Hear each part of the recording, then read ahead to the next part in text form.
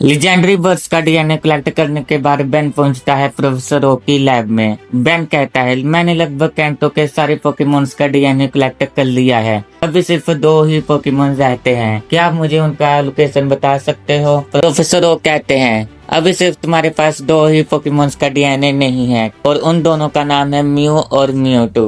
और professor okay कहते हैं, इन दोनों का डीएनए लेना बहुत ही ज्यादा मुश्किल है। बेन कहता है, जितना भी मुश्किल हो मैं इन दोनों का डीएनए कलेक्ट करके ही रहूंगा। आप सिर्फ मुझे इनका लोकेशन बताइए। प्रोफेसर ओक कहते हैं, म्यू की लोकेशन तो पता नहीं, पर म्यूटू को लास्ट टाइम सेरुलियन सिटी केव में देखा गया था। और बेन पहुंच जाता है सेरुलियन सिटी केव में। जैसे ही बेन केव के अंदर पहुंचता है उसे साइकिक एनर्जी फील होने लगती है। बेन हल्की सी आवाज सुनता है, जैसे किसी ने डायरेक्टली दिमाग में बात की हो और कहा हो, किसने बुलाया और क्यों बुलाया तुम्हें। बेन पलट कर देखता है और वहाँ उसे दिखता है म्यूटू। बेन कहता है, मैं तुम्हें नुकसान पहुँचाने नहीं आया म्यूटू, मुझे सिर्फ तुम्हारा डीएनए सैंपल ही चाहिए। ये बात सुनकर म्यूटू गुस्सा हो जाता है और बेन पर अटैक करने लगता है। उसी वक्त बेन बन जाता है 4 आर्म्स। म्यूटू एक साइकिक ब्लास्ट थ्रो करता है, 4 आर्म्स पीछे हो जाता है और बेन तुरंत एक्सेलरेट बनकर स्पीड से रश करता है, पर म्यूटू उसको पकड़ लेता है आसानी से।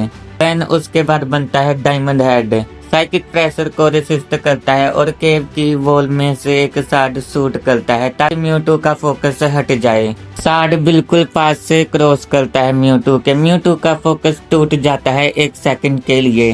बेन उसी मोमेंट में एक माइक्रो सैंपलर फायर कर देता है और म्यूटू का डीएनए कलेक्ट हो जाता है। इस वजह से म्यूटू बहुत ही ज्यादा गुस्सा हो जाता है और बेन पर बहुत ही ज्यादा खतरनाक हमले कर देता है।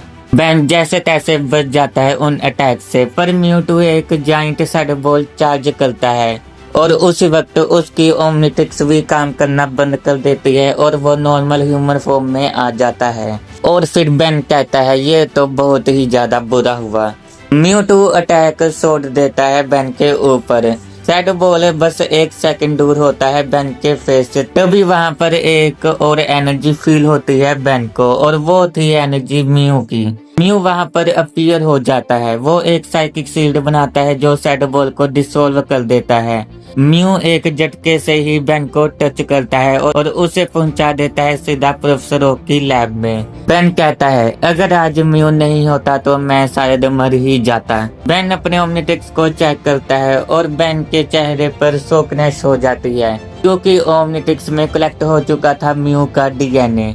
बेन कहता है, ये कैसे हुआ? प्रोफेसर ओक कहते हैं कि म्यू पूरे पोकेमोन वर्ल्ड का एंसेस्टर है। म्यू के पास हर एक पोकेमोन का डीएनए अवेलेबल है। हो सकता है जैसे ही उसने तुम्हें छुआ हो और तभी ऑटोमेटिकली म्यू का डीएनए स्कैन कर लिया हो ओमनिट्रिक्स ने। बेन कहता है, जो भी हुआ अच्छा हुआ, अभी मेरे पास है कैंटो के हर एक पोकेमोन का डीएनए।